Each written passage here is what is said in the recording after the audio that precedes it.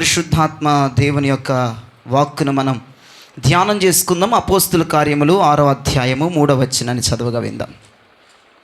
అపోస్తుల కార్యములు 6వ అధ్యాయము 3వ వచనాన్ని చదువుగా విందాం. కాబట్టి సహోదరులారా, ఆత్మతోనూ జ్ఞానముతోనూ నిండుకొని మంచి పేరు పొందిన 7 మనుషులను మీలో ఏర్పరచుకొనుడి.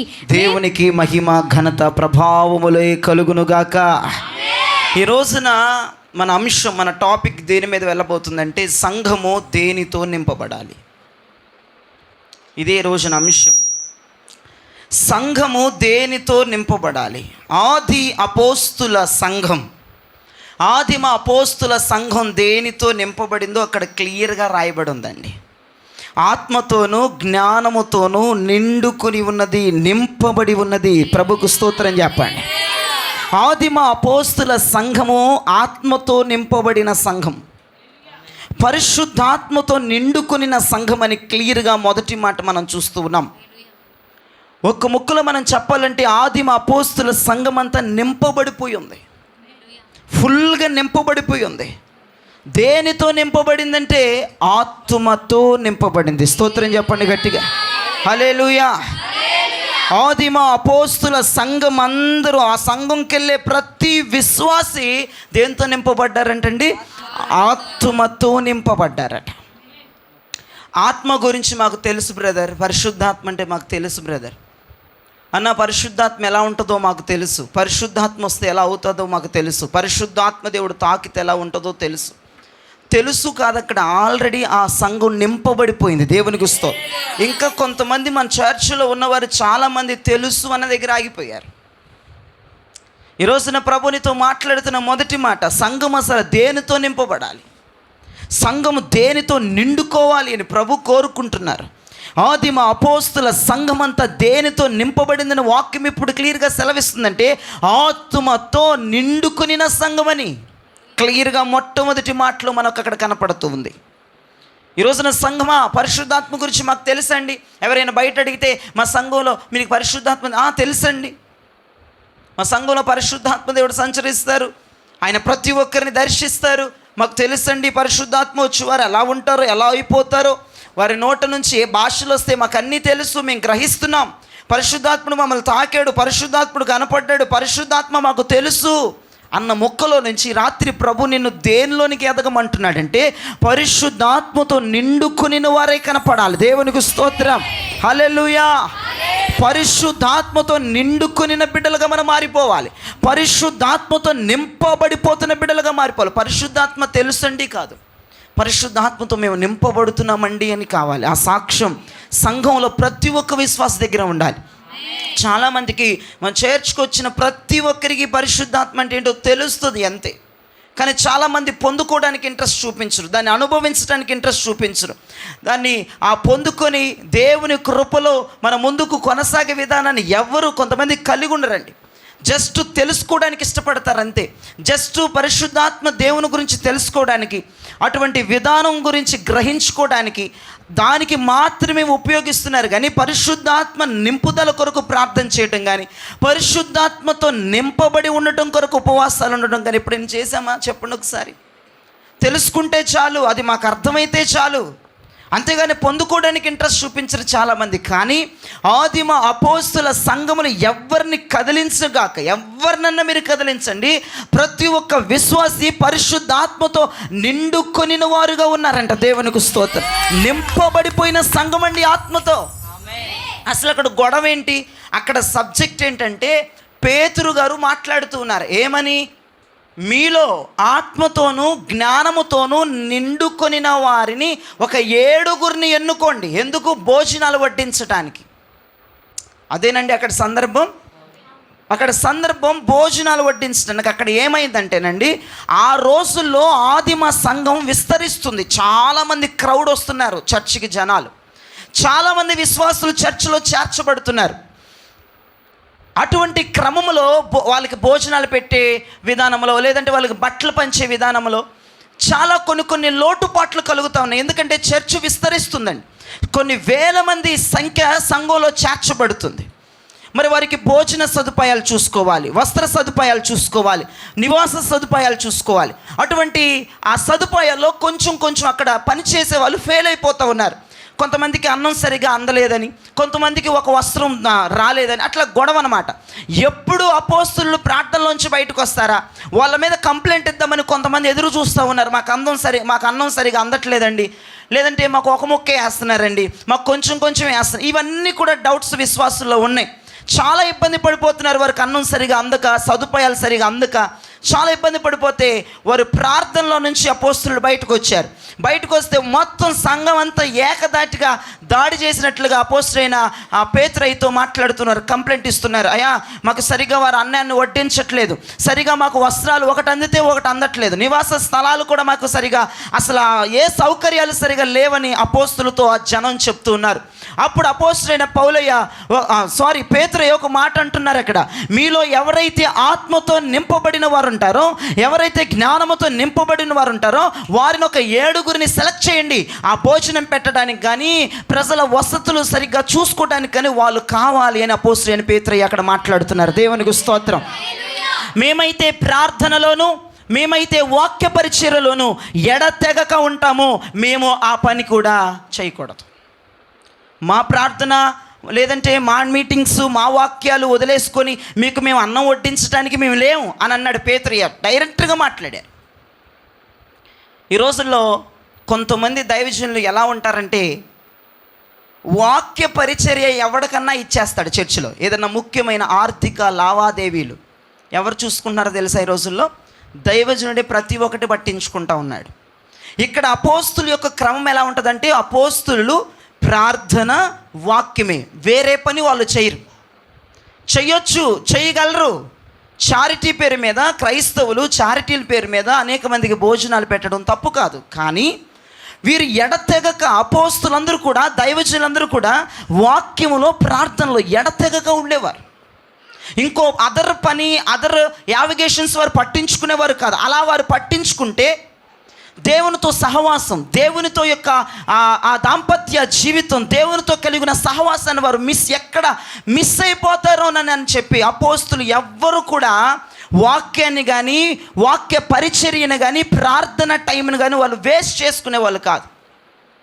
ఈ రోజుల్లో కొంతమంది దైవజనులు ముఖ్యమైన పనులకి, ఆర్థిక లావాదేవీలు చూసుకోవటం, ఏదైనా గొప్పగా ఇప్పుడు ఎక్కడైనా ప్రోగ్రాం కండక్ట్ చేశారనుకుందాం, వీళ్ళే భోజనాలు పెట్టాలి, వీళ్ళు సంఘం తరపున భోజనాలు ఒక 100 మందికి పెడుతున్నారు. ఇక్కడ దైవజనుడు వెళ్ళిపోతాడు అక్కడికి, విత్ కెమెరాస్తో వెళ్తారు. ఇక్కడ ఆదివారం పరిచర్య పోయినా పర్లేదు, ఆదివారం పరిచర్య, ఆదివారం వాక్యం ఎవరో ఒకటికి అప్పగించేస్తారు. లేదంటే చర్చిలో ఏదన్నా ఆర్థిక లావాదేవీలు చూసుకోవాలి, అది కూడా దైవజనుడే చూసుకుంటాడు. ఇక్కడ వాక్యం ఎవరికైనా ఇచ్చేయచ్చు, ప్రార్థన చేయమని ఎవరికైనా చెప్పేయచ్చు. చాలా కొంతమంది, అందరం చెప్పట్లేదు, కొంతమంది దైవజనులు వాక్యం మీద, ప్రార్థన మీద దృష్టి పెట్టకుండా ఇతర యావగేషన్స్ మీద దృష్టి పెడుతూ, వాక్యం బోధించకుండా, వాక్యాన్ని ప్రకటించకుండా, ప్రార్థనలో నిర్విరాహంగా గడపకుండా అనేకమైనటువంటి పనులను పెట్టుకుంటారండి దైవజనులు. కానీ ఇక్కడ ఆ మాట చదవగలరండి? ఆ మాట అపోస్తులైన పేతురు అంటాడు. ఆ మాట చదవగలరా మంచిగా? 6:2 చదవండి. అపోస్తులు 6:2. అప్పుడు 12 అపోస్తులు తమ యొద్దకు శిష్యుల సమూహమును పిలిచి, మేము దేవుని వాక్యము బోధించటమా అని ఆహారము పంచిపెట్టడం యుక్తము కాదు. చూడండి, ఆహారం పంచిపెట్టడం తప్ప? మీరు నాకు చెప్పండి. ఇప్పుడు ఆకలితో ఉన్నారు, వాళ్ళకి ఆహారం ఇవ్వడం తప్ప? మరి మీరు సైలెంట్గా ఉంటే తప్పేమో అనిపిస్తుంది. అక్కడ చాలా పెద్ద కేసు అయిపోద్ది ఇప్పుడు అపోస్తుల మీద అనిపిస్తుంది వారు ఇవ్వకపోతే. అదే కొంచెం నోరు తెరిచి చెప్పండి, కొంచెం భయాలు తొలగిపోతాయి, మాలో ఉన్న భయాలు, నాలో ఉన్న భయాలు. ఆహారం పంచడం, కానీ వాక్యాన్ని మానేసి పంచడం తప్పు. అది అక్కడ రాయబడిన మాట. అపోస్తులు 2లో మీరే మీకు చదివి వినిపించాను నేను. ఏమని అక్కడ ఉంది క్లియర్గా? మేము వాక్యాన్ని, ప్రార్థనను మాని మేము మీకు ఆహారం పెట్టాలా? దానికి వేరే వాళ్ళు ఉన్నారు. ఎవరు ఉండాలని దానికి? దైవజనులు. ఇప్పుడు మీకు అర్థమవుతుంది కదా, దైవజనులు వాక్యానికి తప్ప, ప్రార్థనకి తప్ప ఇతర యావగేషన్స్ పెట్టుకోకూడదు, ఇతర పనుల్లో నిమగ్నం అయిపోకూడదు. వాక్యమును, ప్రార్థనను వారు కంటిన్యూగా, నిర్విరాహముగా, వారు ఊపిరి ఉన్నంత వరకు ఆ పనిలో వారు నిమగ్నమై ఉండాలి. స్తోత్రం చెప్పండి. అంతేగాని ఇక్కడ పరిచర్య వేరొకరికి అప్పచెప్పి, ఇక్కడ వాక్యాన్ని వేరొకడికి అప్పచెప్పి ఇష్టం వచ్చినట్లు దేశమంతా తిరిగితే కుదరదు. కొంతమంది దైవజనులు అలానే ఏడ్చారు. సంఘం ఎటన్నా పోనీయండి, వీళ్ళకి ఆదివారాల పూట ఇంపార్టెంట్ వర్క్స్ అంట. మళ్ళీ ఎవరికి? దైవజనులకి ఇంపార్టెన్స్ వర్క్స్ అంట. వాక్యం తప్ప, సంఘం తప్ప, ప్రార్థన తప్ప దైవజనుడికి ఇంపార్టెంట్ వర్క్ అనేది ఇంకోటి ఏముంటుంది? ఆదిమ అపోస్తులందరికీ కూడా ఏదండి ఇంపార్టెంట్ వర్క్? వాక్యమే, ప్రార్థనే. వారు ఏమంటున్నారు? మేము భోజనం పంచకూడదు. వాక్యాన్ని, ప్రార్థన మానేసి మీకు భోజనం పెట్టుకుంటూ కూర్చోవాలా? దానికి వేరే వాళ్ళని కేటాయిస్తాం మేమన్నారు. ఆ పనులకన్నీ వేరే వాళ్ళు ఉండాలి. సంఘములో దైవజనుడు చేయాల్సిన పని దైవజనుడే చేయాలి. ఇతర పనులు ఇతర వాళ్ళే చేయాలి. అంతేగాని ఆ పనులు కూడా ఈయన చేయడం, ప్రార్థనలు మానేసి వాక్య పరిచయని ఎవరికో అప్పగించేసి దొరికిన కాడికి దోచుకొని ఇష్టం వచ్చిన కాడికి దేశం అంతా తిరుగుతా సంఘాన్ని పట్టించుకోకుండా. అందుకే నాకు చాలా భయమండి. ప్రతి వారం నేనే ఉండాలని, ప్రతి వారం నేనే మీకు బోధించాలని. ఎందుకంటే వాక్య పరిచర్యలు చాలా ప్రమాదం అండి. వాక్యం కనుక ప్రజలకి ఒక బలమైనటువంటి సాధకంగా వెళ్ళకపోతే చాలా లెక్కప్ప చెప్పుకోవాలి. వాక్యం ద్వారా ప్రజలు మార్చబడాలి. వాక్యం ద్వారా ఈ వారం ఒక్క ఆత్మైనా రక్షించబడిద్దేమో, ఒక్క ఆత్మకైన వాక్యం అర్థమవుతుందేమో, ఒక్కరి మనసైనా మారిద్దేమో అన్నటువంటి తాపత్రంతో దైవజనుడు వచ్చి నిలబడాలి. వాక్యము బోధించకుండా, ప్రార్థన చేయకుండా, ఎడతెగకుండా ఉండాలి. ఆ రెండిట్లో తెగిపోకూడదు. అరే ఎవరో సంఘంలో ఫోన్ చేస్తాడు, ఈ పూట నువ్వు వాక్యం చెప్పేసి నాకు వేరే పని ఉంది అని చెప్పకూడదు. ఆదిమ అపోస్తులు అయితే అలా చెప్పేవాళ్ళు కాదండి. వారు ఏమన్నారు చూడండి, అయ్యా మాకు భోజనం తక్కువ అవుతుంది అయ్యా, మాకు సరిగ్గా వాళ్ళు పెట్టట్లేదయ్యా అంటే అపోస్తులైన పౌలయ్య లెగిచి మాట్లాడారు. అపోస్తులందరూ అక్కడ ఉన్నారు, దైవజనులందరూ అక్కడ ఉన్నారు. కానీ పేతురయ్య మాట్లాడాడు, వాయిస్ రేస్ చేసి, మేము భోజనాన్ని పంచకూడదు. కావాలంటే ఇంకొక 7 వాళ్ళు కాదు, వాళ్ళు పనికి మాలిన వాళ్ళు కాబట్టి వాళ్ళు సరిగ్గా పని చేయట్లేదని చెప్పండి.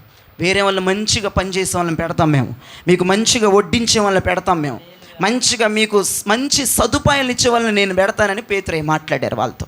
మీరు మమ్మల్ని లాగబాకండి ఈ పనిలో అన్నాడు. దేవునికి స్తోత్రం చెప్పండి. లాగకపోయినా కొంతమంది వెళ్ళి దూకిపోతారు దైవజనులు. మరి అక్కడికి స్టేజీ లేదంటే బలిపీఠం దగ్గర వాక్యం ఇవన్నీ అవసరాలు కొంతమందికి. అందుకే నేను చెప్తున్నాను చూడండి, ఆదిమ అపోస్తుల క్రమమే పర్ఫెక్ట్ క్రమం అని నేను అంటానండి. ఏ క్రమం కూడా పర్ఫెక్ట్ కాదు. బైబిల్లో మీరు అపోస్తుల కార్యాలన్నీ మీరు ఒక్కసారి ధ్యానం చేస్తే ఆదిమ అపోస్తుల సంఘం యొక్క క్రమం పర్ఫెక్ట్గా ఉంటుంది. ఒక పొల్లు కూడా, ఒక అక్షరం కూడా తప్పు ఉండదు. అక్కడ జరిగే పనులు కానీ, అక్కడ జరిగే ఆరాధనలు కానీ, సంఘ విశ్వాసుల గృహాల్లో జరిగే విధానాలు కానీ అన్నీ పర్ఫెక్ట్గా ఉంటాయి. అందుకే యేసు ప్రభు వారు కూడా ఏం చెప్పారండి? ఆయన వచ్చి స్థాపించిన సంఘం పేరేంటండి? అపోస్తుల సంఘం. ఆయన భూమి మీదకి వచ్చి 3.5 సంవత్సరాలు పరిచర్య చేసి ఆయన స్థాపించిన సంఘం అపోస్తుల సంఘం. అందుకే అపోస్తుల సహవాసములో, రొట్టె విరచడంలో ఎడతెగక ఉండమని వాక్యాలు క్లియర్గా సెలవిస్తున్నాయి.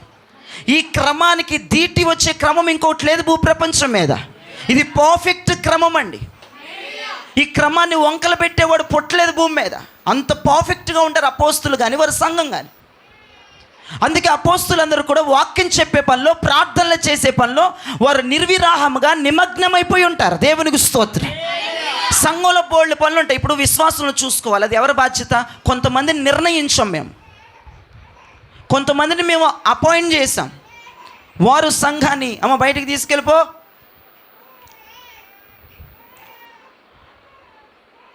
సంఘంలో చాలా యావగేషన్స్, చాలా పనులు ఉంటాయి. భోజనాలు వడ్డించే సమయంలో ఒకరు ఉండాలి, అక్కడ కొంతమంది ఉండాలి.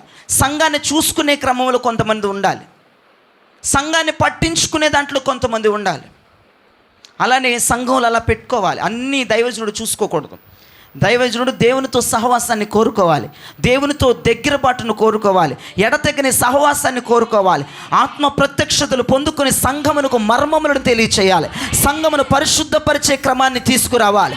ఇక ఇదే పనిలో దైవజనుడు ఉండాలి తప్ప వేరే యావిగేషన్స్ ఉండకూడదు. దైవజనుడికి ఉంటే అది తప్పండి. వేరే వేరే బిజినెస్ కానీ, వేరే వేరేటువంటి విధానాలు కానీ దైవజనుడు వాటిలో నిమగ్నమైపోయి సంఘాన్ని పట్టించుకోకుండా, అది చాలా తప్పు. అందుకే నేను ప్రతిసారి నా మైండ్లో రన్ అయ్యేది ఆదిమ అపోస్తుల క్రమమే పర్ఫెక్ట్. దేవునికి స్తోత్రం. ఆ క్రమములో ఉన్న దైవజనులు కానీ, ఆ క్రమములో ఉన్న సేవకులు కానీ, ఆ క్రమంలో ఉన్న విశ్వాసులు కానీ ఇక తిరుగులేదు. అలా చెప్పబడింది బైబిల్, అలా రాయబడింది బైబిల్. ఈ క్రమానికి అలవాటైపోయేవాళ్ళు, ఈ బోధన వినటంలో అలవాటు చేసుకునేవాళ్ళు, ఈ క్రమానికి రావటం వాళ్ళు, ఈ క్రమంలో ఉండేవాళ్ళు తిరగలేదు. ఇక బైబిల్ అంత క్లియర్గా రాసి పెట్టింది, అంత క్లియర్గా అపోస్తుల కార్యాల్లో మనకు కనబడుతున్నాయి. కాబట్టి ఇదే క్రమాన్ని మనం ఫాలో అవ్వాలి. దేవునికి స్తోత్రం.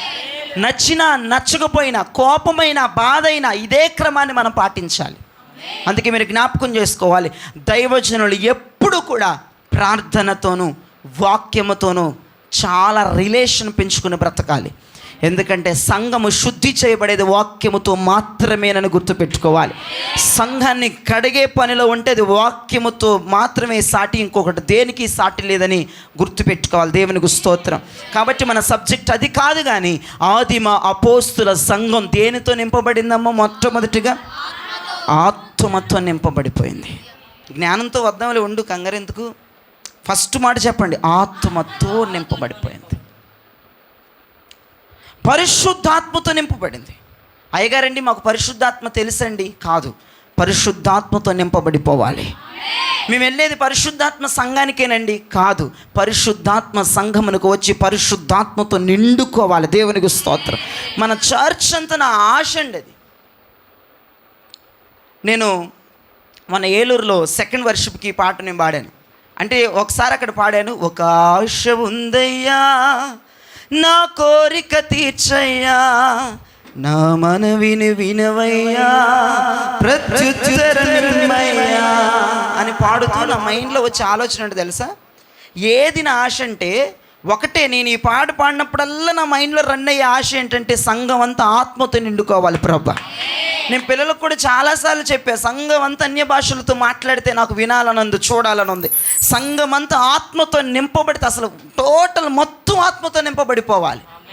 ఇది కొన్ని సంవత్సరాలుగా నాలో ఉన్న ఆశ అండి. ఇది తప్ప నాకు వేరొక ఆశ లేదు. ఏంటంటే అందరినీ పరిశుద్ధాత్మతో నింపేయాలి.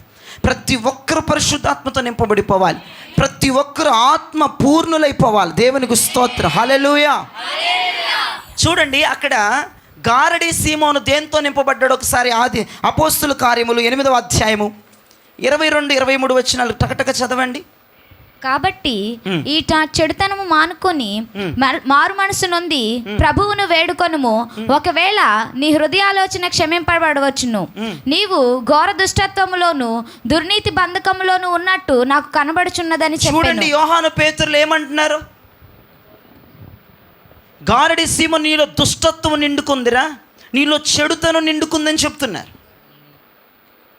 చాలామంది హృదయాల్లో దుష్టత్వం, చెడుతనం, కుళ్ళుబోతుతనం, పగ, అసూయలు, కక్షలు, మోహపు వేషాలు, కామతత్పురుషమైన క్రియలు అన్నీ నిండుకుపోయి ఉంటున్నాయి. కానీ ఆదిమ అపోస్తుల సంఘం పరిశుద్ధాత్మతో నిండుకుంది. ఈ రోజున ప్రభునితో ఈ రాత్రి మాట్లాడుతున్నాడు. నీ హృదయం దుష్టత్వముతోనో, నీ హృదయం వ్యభిచారముతోనో, నీ హృదయం కామతత్పురుషంతోనో, నీ హృదయము పనికిమాల స్వభావం నిండుకుందేమో. కాదు, అపోస్తలుడైన పేతురు యోహాను మాట్లాడుతున్నారు, నీ హృదయం దేంతో నిండుకుంది? అసలు మనం దేంతో నిండుకోవాలి? మనం దేంతో నింపబడిపోవాలి? మనం దేంతో రగులుకోవాలి? ఎస్. కానీ గారడి సీమోను హృదయం దేంతో నింపబడిందంటమ్మా? దుష్టత్వంతో, మోసతనంతో, దగతో, కుట్రతో నిండిపోయింది. ఇంకో విషయం చెప్పిన, కయ్యూను హృదయం దేంతో నింపబడిందంట? అసూయతో. ఏశావు హృదయం తిండిపోతాడు. చిక్కుడుగాయ కూర కోసం జ్యేష్ఠత్వం నమ్ముకున్నటువంటి తిండిపోతాడు ఏశావు.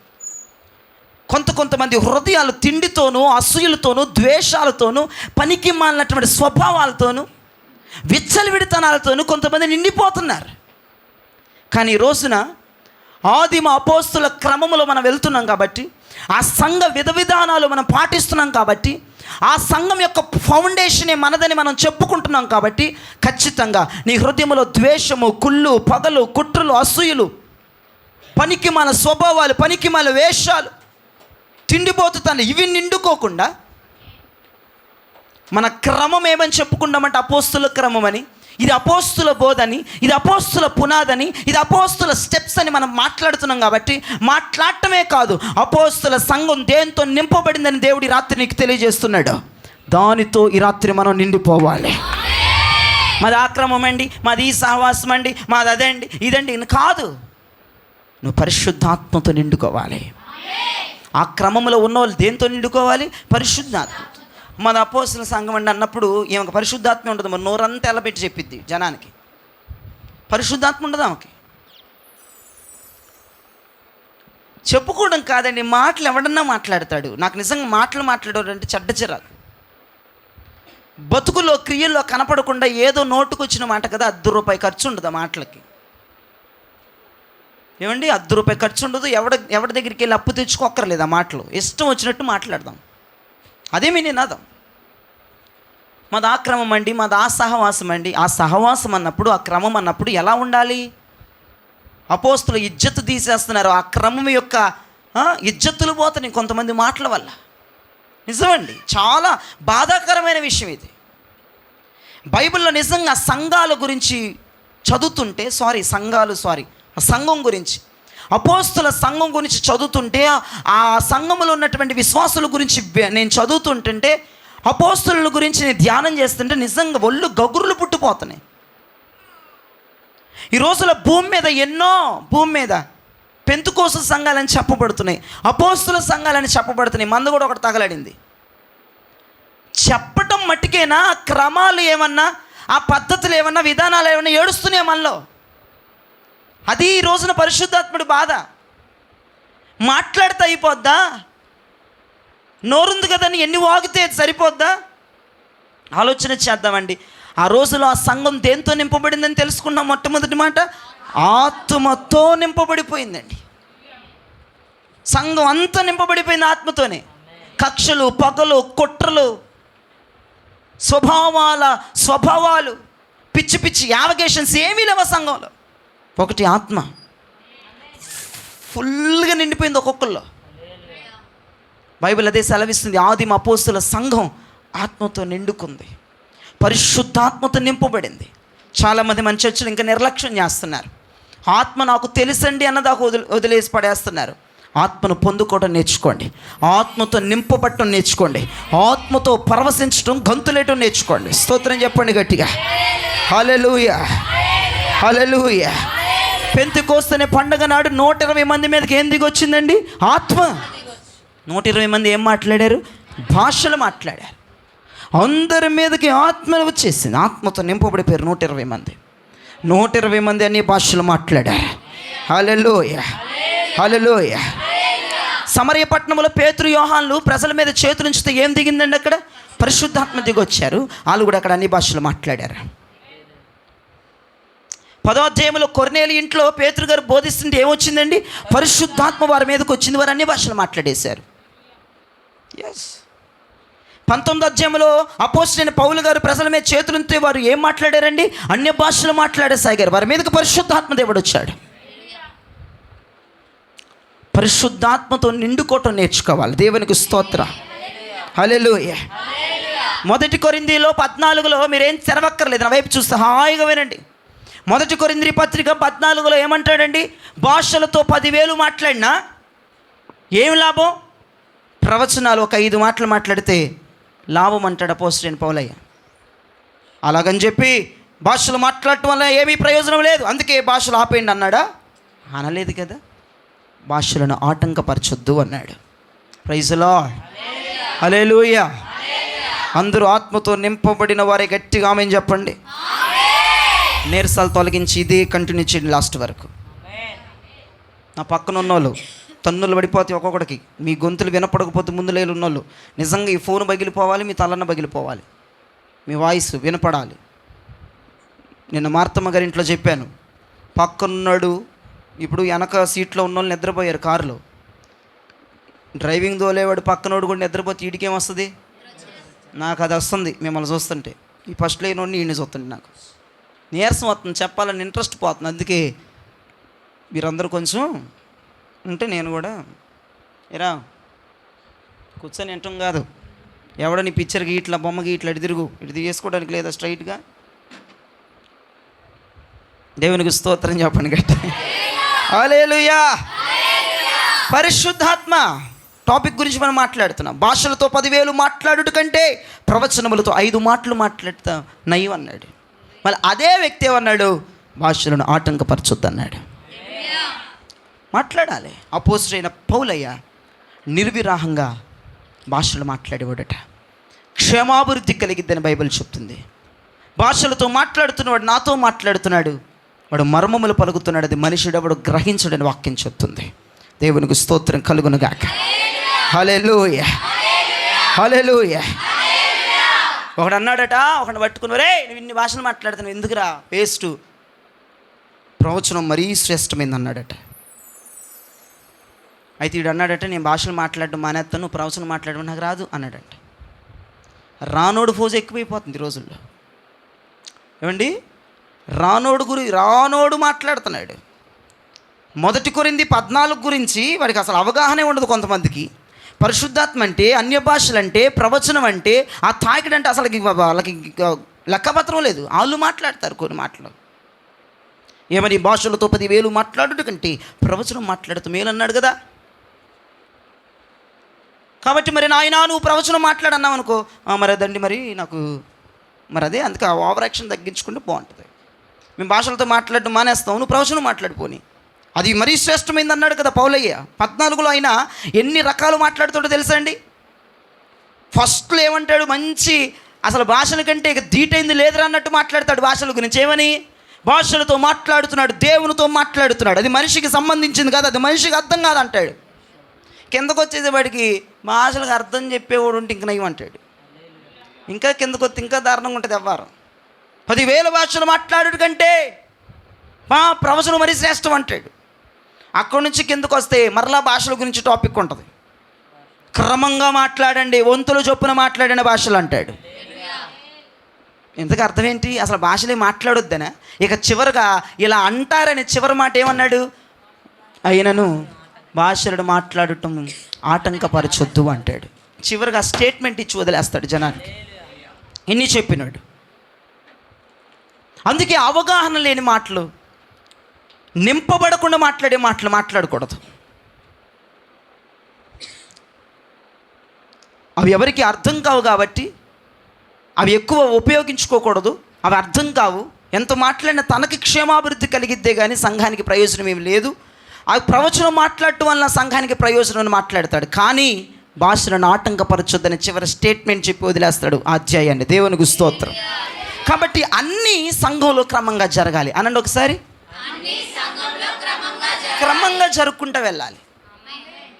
ఇప్పుడు కొంతమంది ఉంటారు, అసలు పరిశుద్ధాత్మనే బ్యాన్ చేసేస్తారు. కొంతమంది ఏం చేస్తారు? బ్యాండ్ అనమాట. అసలుకి కాదండి అంటారు. అసలు పరిశుద్ధాత్మని బ్యాన్ చేయడం కాదు, పరిశుద్ధాత్మని ఒక ఎక్కిల్తనంగా చిత్రీకరించేవాడిని బ్యాన్ చేసేసి పేక ఊరేసేయాలండి. అర్థమైందా? ఎగిరేసి బట్టలు లేకుండా, సోయి లేకుండా. ఇప్పుడు వాళ్ళని చూసే కదా కొంతమంది ఏమంటున్నారు, ఏంటి పరిశుద్ధాత్మని అట్టుతాడా, బట్టలు లేకుండా, అసలు ఒంటి మీద బట్టలు. అందుకే వాళ్ళని బ్యాన్ చేసి పడేసామనుకోండి, బట్టలు లేకుండా ఎగిరే వాళ్ళని, సరిపోద్ది. వీడు వాళ్ళని బ్యాన్ చేయడు, పరిశుద్ధాత్మని బ్యాన్ చేసేస్తాడు. అసలు పరిశుద్ధాత్మ గురించి మాట్లాడద్దు. అసలు పరిశుద్ధాత్మని బ్యాన్ చేయకూడదు. పరిశుద్ధాత్మ పేరు మీద రకరకాలుగా జిమిక్రీలు చేసే వాళ్ళని బ్యాన్ చేయాలి. స్తోత్రం చెప్పండి గట్టి. అంతేగాని డైరెక్ట్గా పరిశుద్ధాత్మని బ్యాన్ చేస్తే ఎంత పాపమో తెలుసా? పరిశుద్ధాత్మ దేవుడు ఉన్నాడు. పరిశుద్ధాత్మ దేవుడు ఆదిమ సంఘములు ఒక్కొక్కరిని రేకెత్తిచ్చాడు, రేవు పెట్టేశాడు. ఒక్కొక్కడు ఆయన కార్యాలు, ఆయన స్వస్థతలు, ఆయన మహత్కార్యాలు, ఆయన వింతలు, కాకోలాలు, అద్భుతాలు. అటువంటి పరిశుద్ధాత్మ దేవుడిని బ్యాన్ చేయొద్దు. దయచేసి చేతులెత్తి ప్రతి ఒక్కరికి చెప్తున్నాను, అవసరమైతే పిచ్చి పిచ్చి చేష్టలు చేసే వాళ్ళని కంట్రోల్ చేసుకొని ఒక క్రమంలో పెట్టుకోవాలి తప్ప ఈ పరిశుద్ధాత్మ దేవుడిని బ్యాన్ చేయటం తప్పు అని చెప్తున్నా. దేవునికి స్తోత్రం. కొన్ని వింత శాస్త్రాలు ఏంటి, అబ్బాయిలు వెళ్ళిపోయి ఈ ఆడ గుంపుల మీద పడిపోవటం, ఆడవాళ్ళు వచ్చి అబ్బాయిలు, ఇది చాలా తప్పండి. అలా జరిగినా తప్పే. ఒంటి మీద వస్త్రాలు ఊడిపోతున్నా సరే పట్టించుకోకుండా చేసినా తప్పే. ఇటువంటి కార్యక్రమాల ద్వారా, ఇటువంటి వేషాల ద్వారా చాలామంది పరిశుద్ధాత్మ అసలు లేదు, అసలు ఇదంతా అబద్ధమని పరిశుద్ధాత్ముడిని నమ్మలేనటువంటి స్థితిలోనికి వెళ్ళిపోతున్నారు. నీకు చేతనైతే అటువంటి వారికి బుద్ధి చెప్పాలి. అలా ఎగిరే వాళ్ళని, బట్టలు లేకుండా సోయి లేకుండా చేసే వాళ్ళని, ఈ మగపిల్లలు వెళ్ళిపోయి అమ్మాయిల గుంపు మీద పడిపోయి వాళ్ళు వచ్చి వీళ్ళ గుంపు మీద ఈ బ్యాన్ చేయాలి. అలా కరెక్ట్ కాదు. పొందుకుంటే కరెక్ట్గా పొందుకో పరిశుద్ధాత్మని, కరెక్ట్గా అన్య భాషలో మాట్లాడు, కరెక్ట్గా గొంతులే, కరెక్ట్గా నాచివాడు. అంతేగాని ఈ పిచ్చి పిచ్చి చేష్టలు చేయొద్దని వాళ్ళకి ఎత్తించి వాళ్ళకు ఒక మోటివేషన్ ఆ స్పీచ్ ఇవ్వాలి తప్ప అసలు పరిశుద్ధాత్మ లేదు మాట్లాడుతూ ఊరుకున్నట్టు కుదరదు కదా. రోజున పరిశుద్ధాత్ముడికి వ్యతిరేకంగా చేసేవాళ్ళు మొత్తాన్ని మనం బ్యాన్ చేసుకుంటూ కూర్చుందాం, నోరు మూపిద్దాం ఒక్కొక్కటి అంతే. అంతేగాని పరిశుద్ధాత్మ లేదంటే అది నమ్మశక్యమైన విషయం కాదు. అన్య భాషలు అబద్ధం, పరిశుద్ధాత్మ అబద్ధం, అది కరెక్ట్ కాదంటే కదా ఊరుకునే పని లేదండి. ఇక్కడ వాక్యం క్లియర్గా సెలవిస్తుంది కదా. వారి మీదకి పరిశుద్ధాత్మ వచ్చినప్పుడు వారు ఆత్మ పూర్ణులైపోయారు. పెంతెకోస్తు దినమున వారు అన్య భాషలు మాట్లాడారు. సమరయ పట్టణంలో పేతురు, యోహాన్లు ఒక్కొక్కరి మీద చేతులు ఉంచుచున్నప్పుడు వారు పరిశుద్ధాత్మను పొందుకొని అన్య భాషలో మాట్లాడారు. కొర్నేలు ఇంట్లో పేతురు గారు ప్రసంగం చేస్తుండగా పరిశుద్ధాత్మ దేవుడు వారి మీదకి వచ్చి వారు అన్య భాషలో మాట్లాడారు. అక్కడ 19వ అధ్యాయంలో అపోస్తుల కార్యం 19లో అపోస్తలుడైన పేతురు ఒక్కొక్కరి మీద చేతుల నుంచి వారు అన్య భాషలు మాట్లాడి పరిశుద్ధాత్మను పొందుకున్నారు. ఇది వాస్తవం. పరిశుద్ధాత్మ దేవుడు లేడంటే అది అబద్ధం. పరిశుద్ధాత్ముడు ఉన్నాడు. ఆయన మన మధ్యలో ఇప్పుడు సంచరిస్తున్నాడు. ఆయన ప్రతి ఒక్కరిని ఆత్మతో నింపడానికి, ఆత్మ పూర్ణులు చేయడానికి, నిండుకోవడానికి పరిశుద్ధాత్ముడు భూమి మీదకి చాలా కొన్ని వేల సంవత్సరాల క్రితమే వచ్చారు. అది రిసీవ్ చేసుకోవాలి, దాన్ని మనం పొందుకోవాలి, దాన్ని అనుభవించాలి తప్ప చెడుగా వక్రీకరించడాలు, చెడుగా చిత్రీకరించడాలు, పిచ్చి పిచ్చిగా చేయటాలు పరిశుద్ధాత్మ పేరు మీద అవి మాత్రమే బ్యాండ్ అవ్వాలి. పరిశుద్ధాత్మను బ్యాండ్ చేసేవాడిని కడిగేయటం మంచి. దేవునికి స్తోత్రం. పరిశుద్ధాత్మ లేదన్నాడు అనుకోండి, అది చాలా అబద్ధం, అది తప్పు. అసలు ఒరే ఏ పాపానికైనా క్షమాపణ ఉంది, కానీ ఆత్మ జోలికి వస్తే మాత్రం వాడికి క్షమాపణ లేదన్నాడు ప్రభు. ఉందని ప్రతి ఒక్క నాలుక ఒప్పుకోవాలి. పరిశుద్ధాత్ముడు ఉన్నాడు. పరిశుద్ధాత్ముడు వ్యక్తులపై, మనుషులపై, సంఘములపై దిగుతాడు. ఆయన దిగినప్పుడు అన్య భాషలు మాట్లాడతారు. అదేనండి దేవదూతుల భాషలు, పరలోక భాషలు మాట్లాడతారు. అవి మనుషులకు అర్థం కాదు, అది దేవునికి మాత్రమే అర్థమవుతాయి. వారికి దేవునికి మాత్రమే ఈ మధ్యలో సిచ్యువేషన్ ఉంటుంది. ఆ భాషలు మాట్లాడటం వల్ల క్షేమాభివృద్ధి కలిగింది. ఇవన్నీ వాస్తవాలు, ఇవి అబద్ధాలు కాదు. ఏది అబద్ధమో చెప్పినా పిచ్చి పిచ్చిగా చేయడం అబద్ధం. పరిశుద్ధాత్మ వచ్చిన వాళ్ళు సొల్లు సోయా లేకుండా, బట్టలన్నీ లేకుండా చేయడం అది అబద్ధం. ఈ మగవాళ్ళు వెళ్ళిపోయి ఆడవాళ్ళ మీద, ఆడవాళ్ళు వెళ్ళిపోయి మగవాళ్ళ మీద పట్టడం అది అబద్ధం. ఆయన్ని తీసుకొచ్చి కుదైసేయాలి ఒక దగ్గర. అది నేను చెప్తుంది, అది మీకు ఏం అర్థం కావట్లా. పరిశుద్ధాత్మ జోలికి మాత్రం వెళ్ళొద్దు ఎవడవడం. ఆ పేరు మీద పిచ్చి చేష్టలు చేసేవాడు మాత్రం చంపలు వాయించండి తప్ప పరిశుద్ధాత్మ లేదు, ఇది అబద్ధం, అసలు ఇదంతా నాటకం అని మాత్రం అనొద్దు. అలాంటి వాళ్ళు ఎవరైనా మనకు దొరికితే అది మన సంఘంలో పట్టుకుని వాయిచ్చేసేయండి ప్రేయర్ అయిపోయినాక.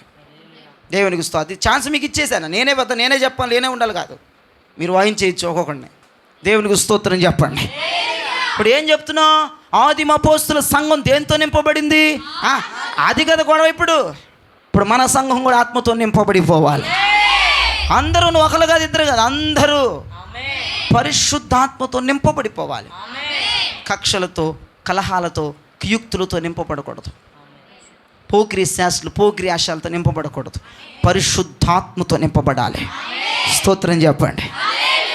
వాళ్ళు పరిశుద్ధాత్మ ఎలా పొందుకున్నారు? ఉపవాసం ద్వారా. ఇంకెలా పొందుకున్నారు? అపోస్తుల బోధ చేయడం ద్వారా. ఇంకెలా పొందుకున్నారు? అపోస్తుల చేతులు ఉంచడం ద్వారా.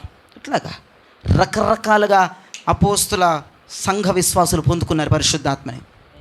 కొంతమంది చేతులుంచితే పొందారు, కొంతమంది బోధ వెంటనే పొందారు, కొంతమంది ఉపవాసం ఉండి కనిపెట్టుకుని మరి పొందారు. రకరకాలుగా పొందొచ్చు, కానీ పరిశుద్ధాత్మతో నింపబడిపోవాలి. నువ్వు ఎలా పొందినా పరిశుద్ధాత్మతో నిండుకోవాలి. Praise the Lord. హల్లెలూయా, హల్లెలూయా. ఇక రెండవ మాట, దేంతో నింపబడ్డారట?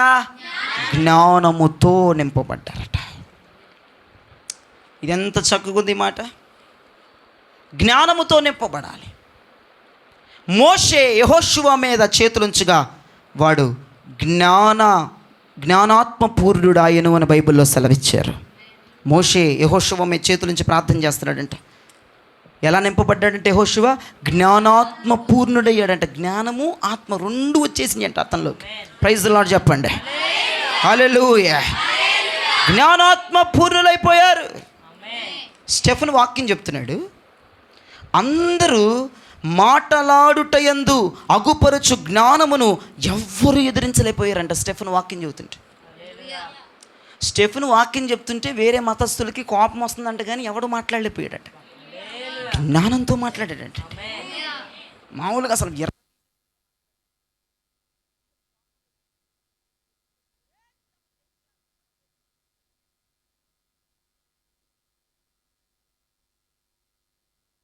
అసలు అక్కడ జనాలు క్వశ్చన్ రంగంలో వెంటనే ఆన్సర్ వచ్చేస్తుందంటే స్టెఫెన్లో నుంచి మామూలుగా ఎరగ తీసేలేదంటే ఒక్కొక్కటి వెళ్ళి.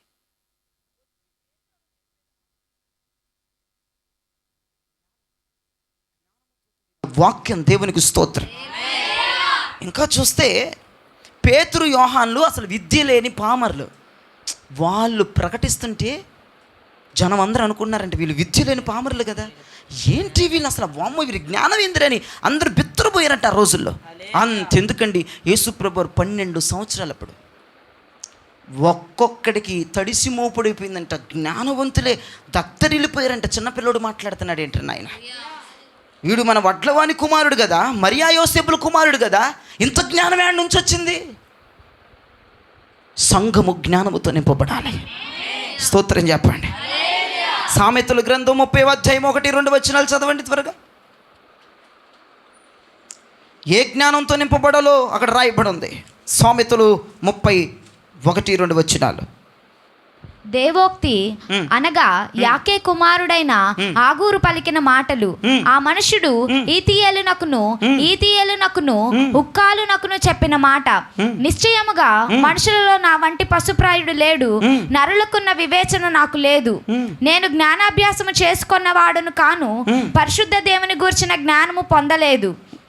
పరిశుద్ధ దేవుని గూర్చిన జ్ఞానము చూడండి, అగరు మాట్లాడుతున్నారు.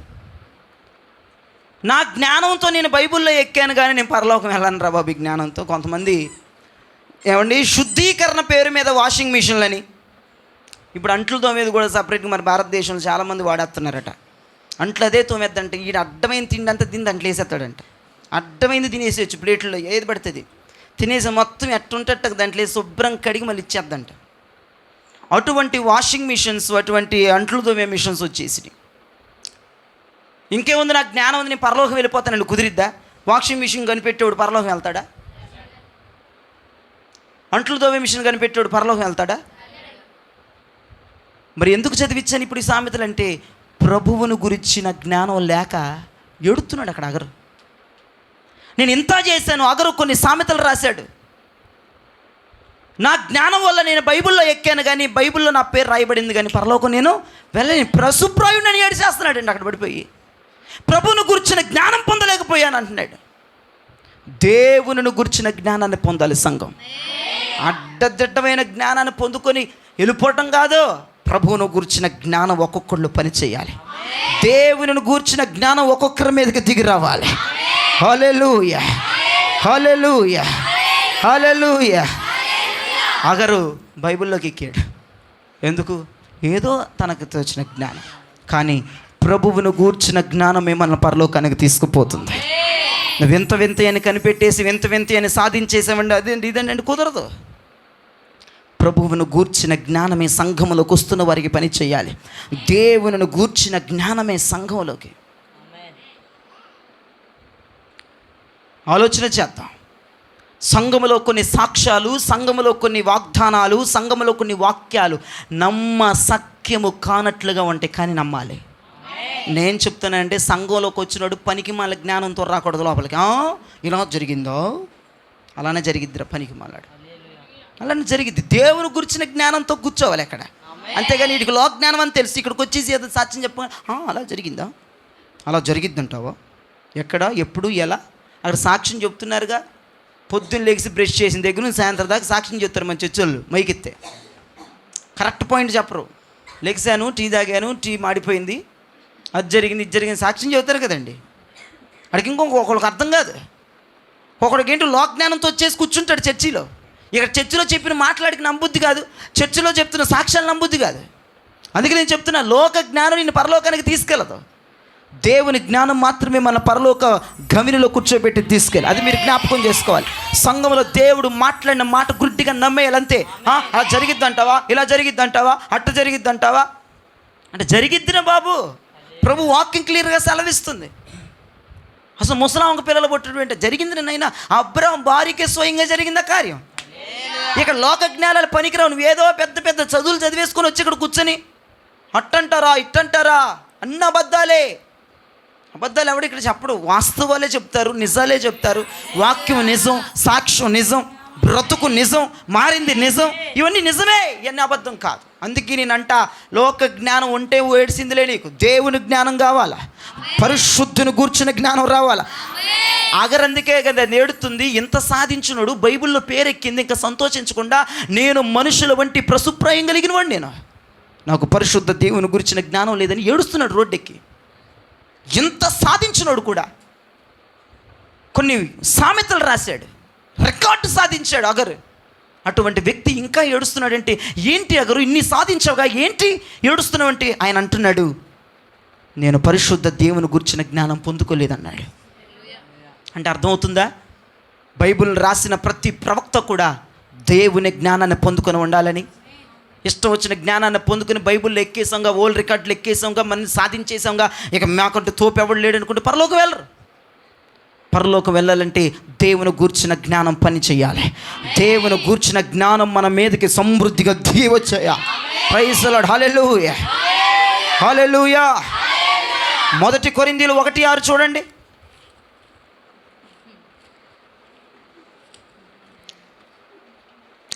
1 కొరింథీయులు 1:6. అనగా సమస్త ఉపదేశములోను సమస్త జ్ఞానములోను ఐశ్వర్యవంతులైతిరి. అదో హలో హలో హలో హలో మా చర్చికి వచ్చిన వాళ్ళు 2 కార్లు కొనుక్కున్నాం. అయ్యగారు చర్చికి వచ్చి మేము చాలా బాగుపడ్డామండి. ఆ పనికి మన సాక్ష్యం లేదంటే కొరింథీ సంఘంలో. అయ్యగారు చర్చికి వచ్చిన తర్వాత 10 మంది కొడ్డీలు ఇచ్చి మన సంపుకు తింటున్నాం. ఏదో దేవుడి దైవాలు అయ్యగారు చర్చికి వచ్చాం. మరి 10 ఊర్లో ఏమో అరముక్క స్థలాలు కొనుక్కొని ఉన్నాం. దేవుని కృప, అయ్యగారి దయ. ఈ పనికి మన సాక్ష్యాలు ఏంటంటే నాకు భలే నవ్వు వస్తుంది. ఒక ఆమె గురించి చెప్పానుగా మీకు. ఒక ఆమె ఎట్ట సాక్ష్యం చెప్తుందంటే, పరిశుద్ధాత్మ దేవుడు నాకు బంగారాన్ని ఇచ్చాడు అందంట. అయ్యగారు తర్వాత మైక్ ప్రార్థన అయిపోయినాక లెఫ్ట్ అండ్ రైట్ వాయించి పంపించాడంట అయ్యగారు. పరిశుద్ధాత్ముడు శరీర కోరికలు పెంచుతాడా, శరీర కోరికలు చంపేస్తాడా? మళ్ళీ చూడండి, పరిశుద్ధాత్మ దేవుడు నాకు బంగారం 7 వారాల బంగారం ఇచ్చాడు అందంట. అరే బాబు, అసలు అపోస్తుల బోధలో బంగారం అంటే, డబ్బు అంటే చేదరించుకొని అసహించుకొని దేవుడు దేవుడు దేవుడంట పడిపోయి ఆశీర్వదించబడి కొన్ని కుటుంబాలు, కొన్ని జీవితాలు సఫలీకృతమయ్యి సేవలో వర్ధిల్లి, ఆత్మలో వర్ధిల్లి, ఈ భూమి మీద ఉండటమే వాళ్ళకి ఇష్టం లేక సతమతం అయిపోయి దేవుని రాకడ కొరకు, దేవుని రాజ్యం కొరకు, ప్రభు కొరకు ఎదురు చూస్తూ బతికింది ఆ సంఘం. అసలు పరిశుద్ధాత్మ దేవుడు వ్యామోహాలను చంపేస్తాడు, శరీర కోరికలను చెప్తాడు. పరిశుద్ధాత్ముడు అంటే ఏమైనా బంగారం పెట్టుకోమన్నాడంట. ఏమన్నా ఉందండి ఆ సాక్ష్యానికి ఆమెకి? ఇటువంటి సాక్ష్యాలు చెప్పొద్దు దయచేసి. పరిశుద్ధాత్మ దేవుడు బంగారం ఏమిటండి? పరిశుద్ధాత్మ దేవుడు బంగారం పెట్టుకోమంటవేంటి? అసలు పరిశుద్ధాత్మ దేవునికి శరీర కోరికలు ఉండవు, పరిశుద్ధాత్మ దేవుడికి లోక వ్యామోహాలు ఉండవు. పరిశుద్ధాత్ముడు దిగొస్తే అక్కడ అపవిత్రం కాలిపోద్ది అంతే. ఇంకా పరిశుద్ధాత్మ దేవుడు దిగొస్తే ఉన్న ఆస్తులు రాసి అక్కడ పడేయాలి. కానీ ఎవడరా నీ సమకూర్చుకోమందే? దేవునికి స్తోత్రం చెప్పండి. పరిశుద్ధాత్ముడు ఎవడో దోసుకుంటాడు. మీకు ఎట్లా చెప్తే బాగా అర్థమవుతుంది. ఏమండి, ఆదిమ అపోస్తుల సంఘం మీదకి పరిశుద్ధాత్ముడితే వాళ్ళ చరస్థిరాస్తులు రాసి పాదాల దగ్గర పడేస్తేనంట ఈమెకు పరిశుద్ధాత్ముడు ఇచ్చాడట బంగారం. ఏమమ్మా బంగారం, పరిశుద్ధాత్ముడు బంగారం ఇంకా నీ దగ్గర ఉంటే తీసుకుంటాడు, కానీ ఆయన బుద్ధి ఇచ్చే బుద్ధి కదమ్మా, కాల్ చేసే బుద్ధి. పాపాలని కాల్ చేసి, చెడుతనాన్ని కాల్ చేసి ప్రభుకి ధీటుగా తయారు చేస్తాడు. ఇచ్చి పాడు చేయడమ్మా పరిశుద్ధాత్ముడు అని చెప్పాడంట అయ్యగారు. అది దేవునికి స్తోత్రం చెప్పండి. ఇప్పుడు ఇక్కడ ఏం రాయబడింది? కొరింథీ సంఘము జ్ఞానమందు ఐశ్వర్యవంతులయ్యారట. జ్ఞానమే వారి సంపదట. దేవునికి స్తోత్రం. జ్ఞానమే వారి సంపద. వారి దగ్గర డబ్బు లేకపోవచ్చు, కొరింథీ సంఘం దగ్గర జ్ఞానములో ఐశ్వర్యవంతులయ్యారట. దేవునికి స్తోత్రం. హల్లెలూయా, హల్లెలూయా. ఇంకా కొలసి 1:9 మీరు తిప్పలు పడొద్దులేండి. జ్ఞానమందు అభివృద్ధి పొందారట. ఎన్ని మాటలండి అసలు. మన సంఘము దేవుని గురించిన జ్ఞానం పొందుకొనుగాక. పరలోకమును గురించిన జ్ఞానం పొందుకొనుగాక, కృపావరాలు గూర్చిన జ్ఞానమును అనుభవించునుగాక, దానిని పొందుకొనుగాక. 1 కొరింథీ 12:1 తిప్పలబడద్దు. ఆత్మ సంబంధమైన విషయాలు మీకు తెలియకుండా నాకు ఇష్టం లేదన్నాడు అపోస్తలుడైన పౌలయ్య. జ్ఞానాన్ని సంపాదించుకుందాం. ప్రభువును గురించిన జ్ఞానం, పరలోకాన్ని గురించిన జ్ఞానం, వరాలను గురించిన జ్ఞానం, దేవుని గురించిన జ్ఞానమును సంపాదించుకొని మన జీవితాన్ని ఆశీర్వాదకరంగా మార్చుకుందాం. ప్రియ దైవజనమా, ఇప్పుడు నేను చెప్పాను 2. ఆదిమ అపోస్తల సంఘం మొట్టమొదటిగా దేంతో నింపబడింది? ఆత్మతో. 2వదిగా జ్ఞానముతో. 3వదిగా అపోస్తల కార్యము 6:5.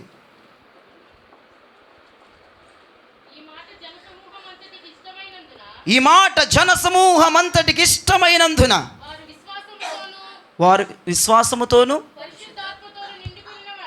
ఇప్పుడు 3వ పాయింట్ చెప్పండి, దేంతో నింపబడాలి మనం? అది ఆదిమ అపోస్తల సంఘం విశ్వాసముతో నింపబడిపోయిందట. యేసుప్రభు ఏమన్నాడు? అమ్మా, నీ విశ్వాసమే నిన్ను స్వస్థపరిచింది, సమాధానము కలిగిన దానివే వెళ్ళన్నాడు.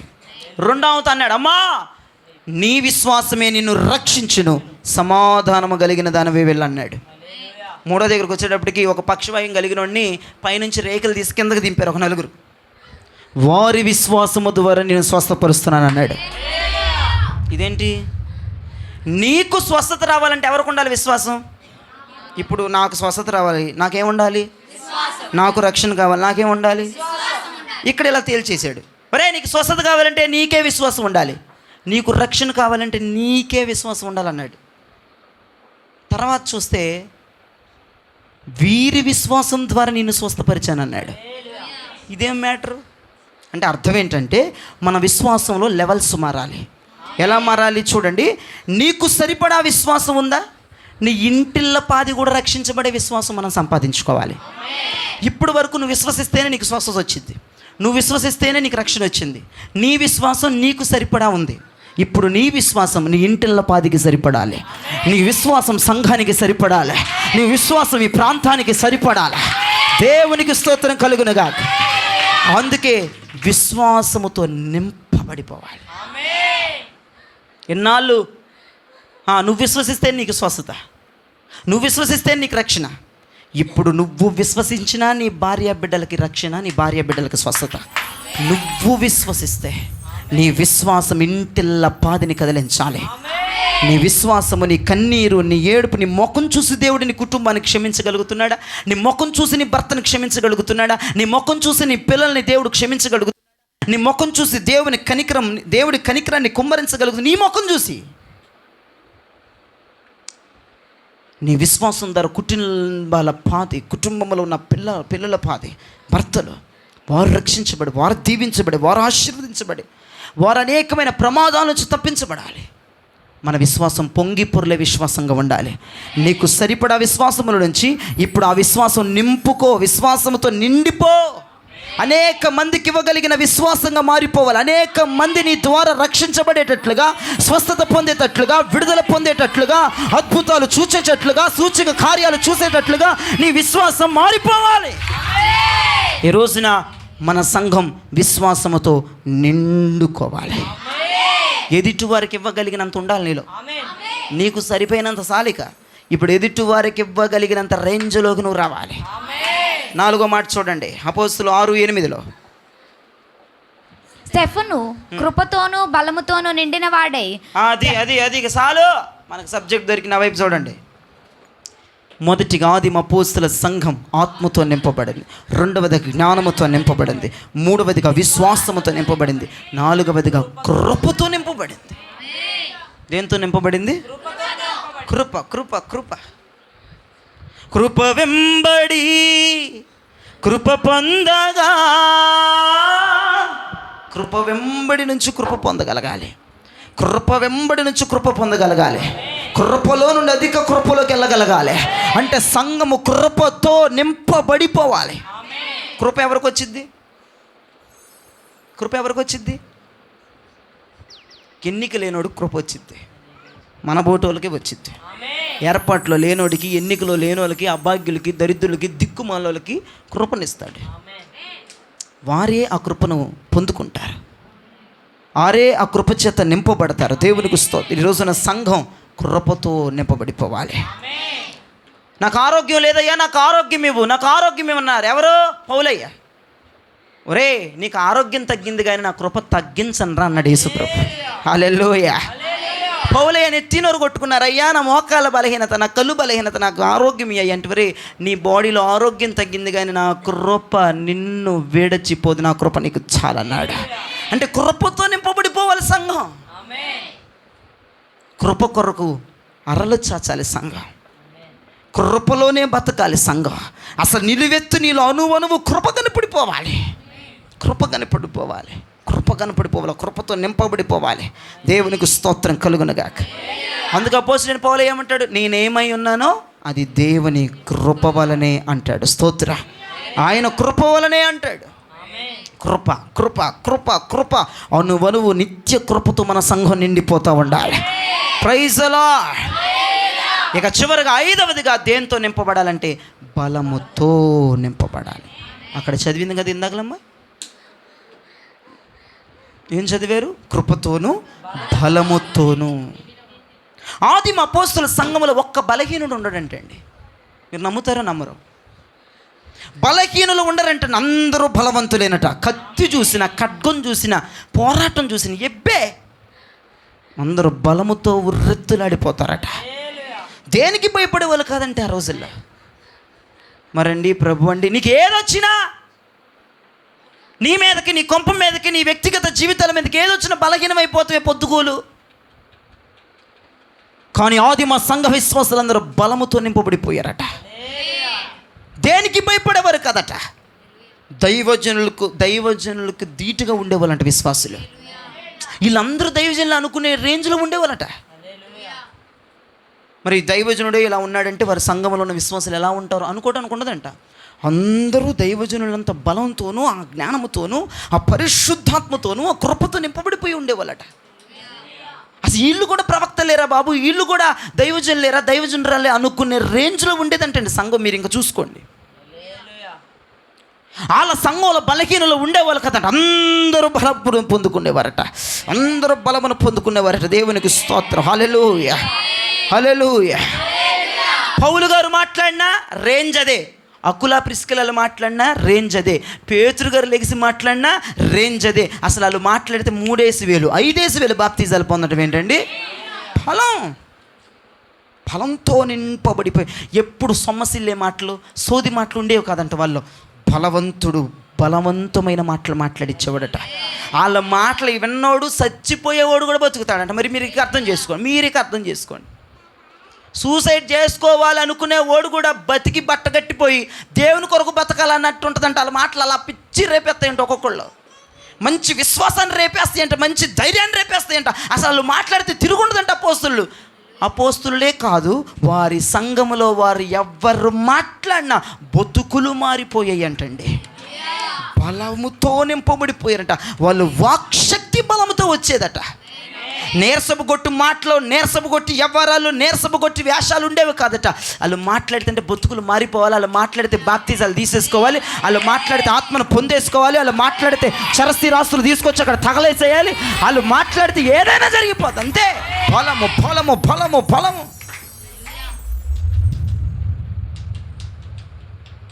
బలముతో నింపబడి ముందుకు కొనసాగాలంటే. హల్లెలూయా, హల్లెలూయా, హల్లెలూయా. వారి వాయిస్ అంతేనండి, బలంతో నింపబడిపోయిందట. దేవుని నామం అనే బలం మనకు కావాలి. దేవుని వాక్యం అనే బలం మనకు కావాలి. పరిశుద్ధత అనే బలం మనకు కావాలి. ఆత్మ అనే బలం నాకు కావాలి అని ఆశపడండి రాత్రి. ఆ బలముతో నింపబడదాం. ఆత్మ బలముతో, వాక్య బలముతో, ఉపదేశ బలముతో, ప్రవచన బలముతో, దర్శన బలముతో, భాషల బలముతో, కృప అనే బలముతో, పరిశుద్ధత అనే బలముతో. సొమ్మసిల్లే మాటలు మన సంఘంలో ఉండకూడదు. ఎవరైనా సొమ్మసిల్లు మాటలు మాట్లాడితే నువ్వు ధైర్యపరిచే మాటలు వారికి ఇవ్వాలి. నువ్వు తింటున్న భోజనం సాదా సీదమైన భోజనం కాదు. నేను ఒకటి అంటానండి, 2 సార్లు భోజనం తినిన ఏలియా ఎన్ని రోజులు ప్రయాణం చేశాడు? 40 40 50? మీరు డౌట్గా చెప్తుంటే నాకు 50 అనిపిస్తుంది. మీరు కన్ఫర్మ్గా చెప్పండి, రోజులు లెక్కేసి. కన్ఫర్మేనా? తెలిసిన విషయమైనా ధైర్యంతో మాట్లాడడం నేర్చుకోండి. ఆదిమ అపోస్తుల సంఘం తెలిసినా తెలిపోయినా అట్టు ఎగేసుకుని వెళ్ళిపోయారంట మీదకి. అది మేము ఉన్నదే చెప్తామయ్యా, చూసిందే మాట్లాడదే అని ఒక్కొక్కడు వాయిస్, అక్కడ అధిపతులు వాయిస్ వాడికి 102 జ్వరం వచ్చేసేదంటే వీళ్ళు అరిస్తే. పేతురయ్య కానీ పౌలయ్య కానీ వీళ్ళు అసలు మాట్లాడితే మా సింహపు గుండె కలిగినోడైనా కదిలిపోవాల్సిందేనట. మేము ఉన్నదే చెప్తున్నాం, మేము చూసిందే చెప్తున్నాం, ఎవరిని తాకేమో, ఎవరిని చూసామో, ఎవరిని స్పర్శించామో మేము మాట్లాడతాం. ఎవడరా మీరని యేసుప్రభు ఒక డైలాగ్ వేశాడు, భలే ఇష్టం నాకు అది. ఒక రాజుగారు ఈ ప్రాంతంలో వెళ్ళొద్దని యేసుప్రభుకి ఆర్డర్ ఇచ్చాడు. ఆ నక్కతో వెళ్ళి చెప్పండి రా, నేను రేపు ఇటే వస్తా, ఎల్లుండి ఇటే వస్తా, ఏం చేసుకుంటాడు చేసుకోమన్నాడు. వీడికి ఎంత చాదస్వం అని అనొచ్చా? పొలముతో కూడిన మాటలు కావాలి. ఏంటి అసలుకి కూటం జరగడం ఇష్టం లేదానికి, ఏంటి ఇరగబడిపోతున్నాడు? బలంతో కూడిన మాటలు రావాలి. ఉన్నదే మాట్లాడడానికి, అసలు మీకు తెలిసింది కూడా మాట్లాడడానికి 40 ఏంటో 4 లేని దానిలోకి చేస్తావు ఏంటి? అసలు తెలిసింది మాట్లాడు అమ్మ, తెలియదు అన్నట్టు చేస్తావు. ఎన్ని రోజులు వెళ్ళాడు ప్రయాణం చేసి ఏలియా? ఇప్పుడు కూడా 40 గారు, మరి 40 50 నువ్వే అన్నట్టుగా ఉంది. ఎవరు గట్టిగా 40 అనండి, గట్టిగా అందరు అరవండి.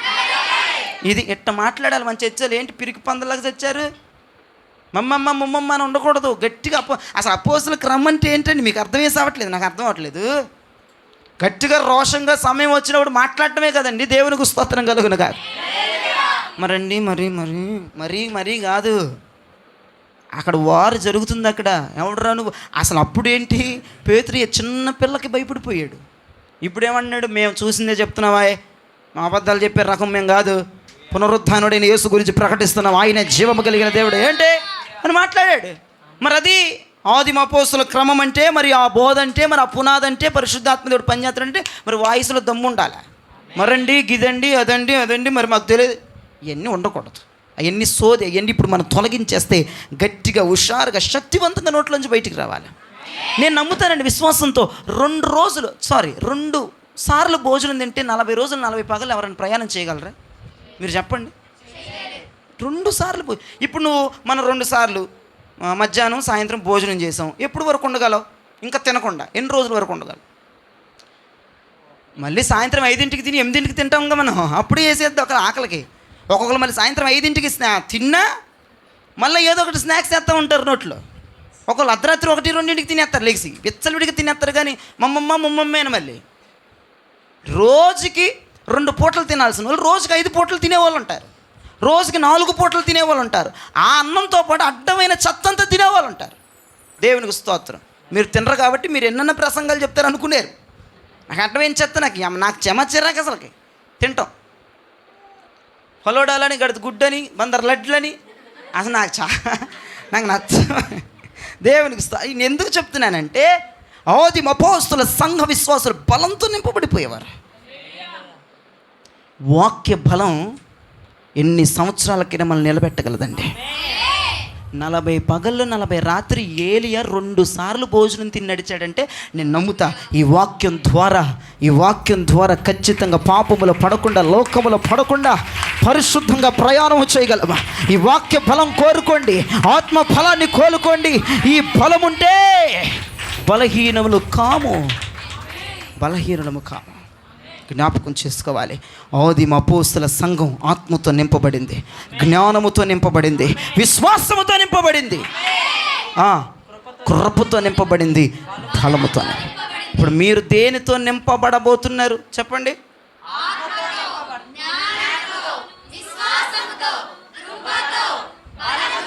ఇంకా ఏది మనలో కనపడకూడదు.